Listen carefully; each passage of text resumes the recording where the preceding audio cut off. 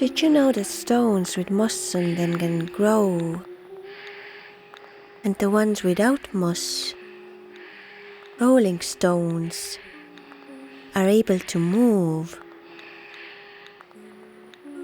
Stones rarely depart, only in self-defense or to retreat from new. Even more rarely do they return. But I'm here to tell you my story. A few months ago I woke up and decided to become a stone sculptor. I discussed this desire with someone that I had recently started talking to. This someone mentioned that his father is a sculptor working mainly with stone, and therefore he could help me get some.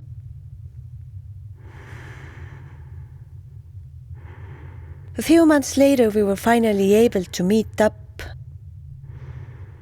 At that time, these meetings had become my only window to the outside world. And once again I had messed it up by getting this someone involved. Did I want to meet this someone, or did I want easy access to stone?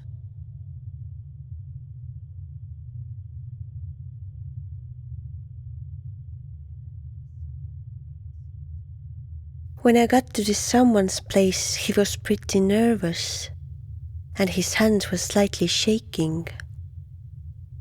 That gave me a boost of confidence, and I joked around, trying to make him feel a bit more comfortable. This someone offered to give me a tour of his apartment.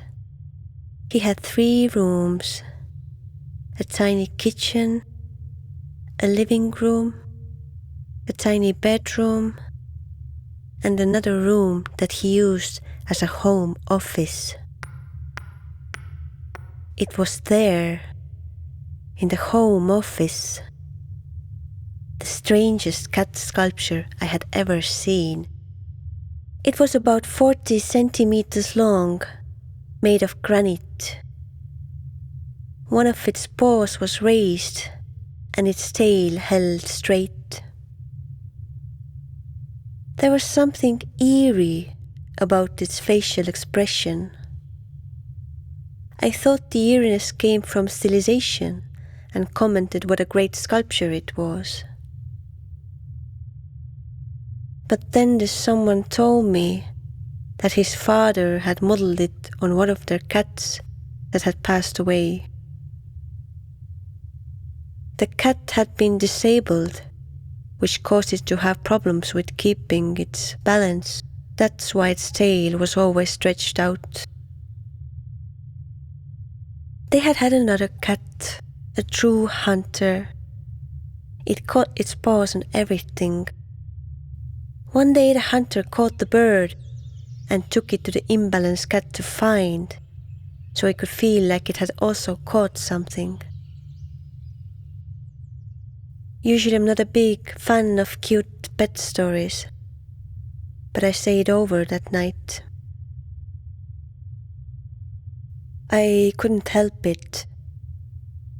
I asked this someone where I could get a big boulder of my own. So for the next meeting, he showed up at my place with 120 kilogram block of petit granite, or blaue hardsteen. It's traditionally obtained in Belgium, and his father's regular stone supplier had gotten me a piece as well. He asked me where he should put it, and I pointed towards my bedroom. I did not want anyone to see it. He asked me if I was sure, because it was really heavy. I told him I will figure something out if I needed to move it. Sadly, I've never seen a stone roll on its own. Apparently, some can even fly.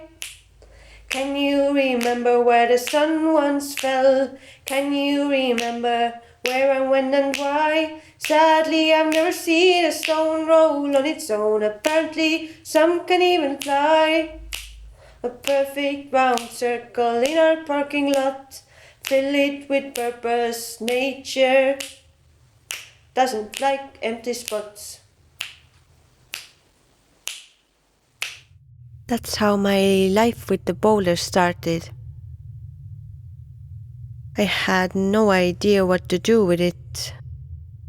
No plans and no strength to move it even a centimeter. I washed it and dusted it a few times. Mainly used it as a hanger, piling worn clothes on top of it. A few months later, I decided to ask someone to pick it up again. I sent him a message asking how he was and telling him that I had enjoyed meeting him. He replied that he had had a good time as well, but did not really feel any chemistry and would prefer not to see me again.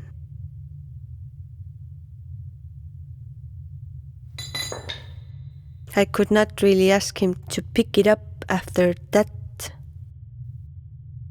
I continued my search for a stone carving teacher and got the contact of a 70-year-old Dutch sculptor Rob, who was happy to hear that I wanted to work with this heavy material. I was so excited to finally get my hands dirty, but Rob wanted me to make some sketches first. Rob's cat had passed away, so he asked me to create a tombstone for it. Quite a challenge, I thought. I googled pet cemeteries and found some inspiration from the Hartsdale's Canine Cemetery, established in 1896. It's the oldest in the United States of America. Mariah Carey's cat is buried there. I made a few sketches and showed them to Rob. He did not seem too impressed and suggested we'd call it a day. When I got back home, I sent him an email asking when we could have our next lesson. Rob responded that he had enjoyed meeting me, but did not think that I had what it takes to become a stone sculptor.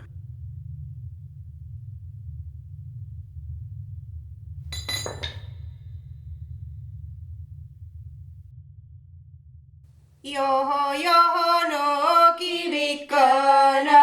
Joho, joho, kivikkona, kivikkona. Külmamassa no joho palga. Külmamassa joho palga, joho palga. Joho sõsar sa laula sõsar. Joho sõsar, laula sõsar. Laula sõsar, joho, joho, no kivikkona. Joho, joho, kivikkona, kivikkona. Kisokivi no poolekana. Kisokivi poolekana, poolekana. Annaks lehmämaa johomassa. Annaks lehmää johomasta, johomasta. Kiro lehmää kiskamasta. Kiro lehmää kiskamasta, kiskamasta. Joho sõsar sa laula sõsar, joho sõsar, laula sõsar, laula sõsar. Pere tatsa meil penakaissa, pere tatsa penakaissa, penakaissa. Sulasa meil tatsa sorahata, sulasa meil sorahata, sorahata. Nausiku meil tatsa nägu saata, nausiku meil nägu saata, nägu saata. Joho, joho, no kivikana, joho, joho, kivikana, kivikana.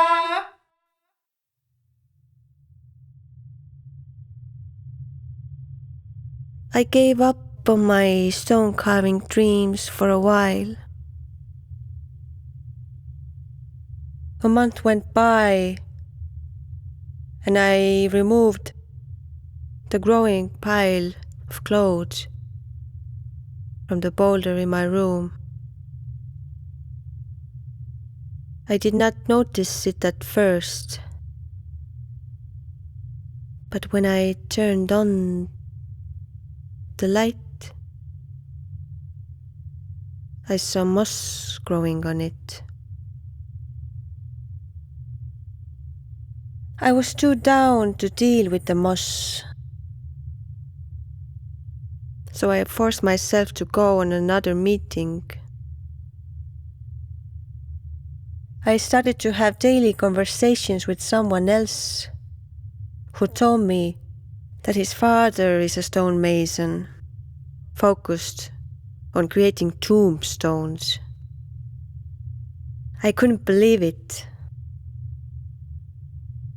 I asked someone else what I should do with the boulder in my bedroom, and if he knows why is there moss growing on it. Someone else told me to remove the moss and leave a bowl of milk next to it.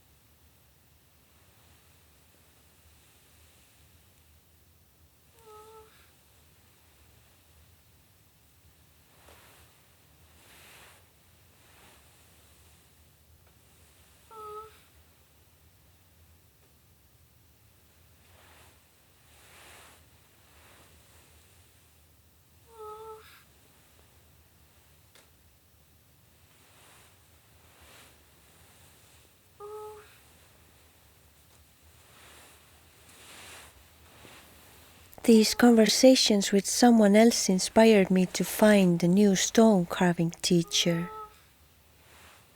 I googled nearest stone workshops in Amsterdam and found one 400 meters from my house.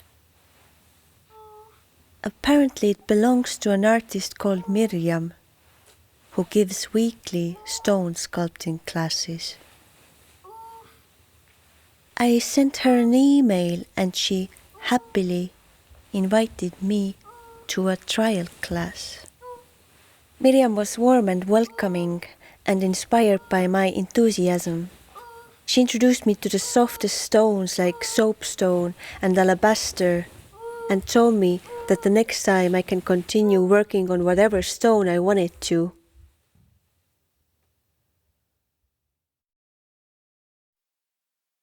I spent the next 3 days carving soapstones in my bedroom.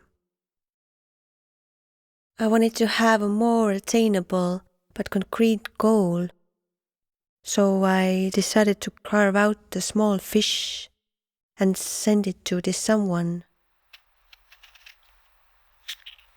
I wrote him a letter with instructions to get rid of the fish as an end-of-year ritual.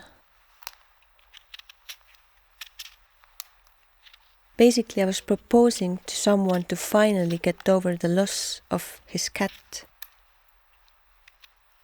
A few months later, I found a package in my mailbox. This someone had returned the fish with a message. You need it more than I do. I felt the wave of shame coming over my body. I stuffed the fish into my pocket, and on the bridge towards Flevo Park, I threw the fish into the canal. When I got back home, I removed the moss from the boulder and filled a bowl with fresh milk. Do you know what they say about hard bread? They say that bread is as hard as stone. Do you know what they say about difficult actions? They say it feels like going on rocks and stumps. Do you know what they say about something being troublesome? They say it feels like a heavy stone weighing around one's neck. Do you know what they say if something is difficult to implement? They say it feels like drilling a hole in a stone. Do you know what they say about relief? They say it feels like a heavy stone falling from the heart. Do you know what they say about stones?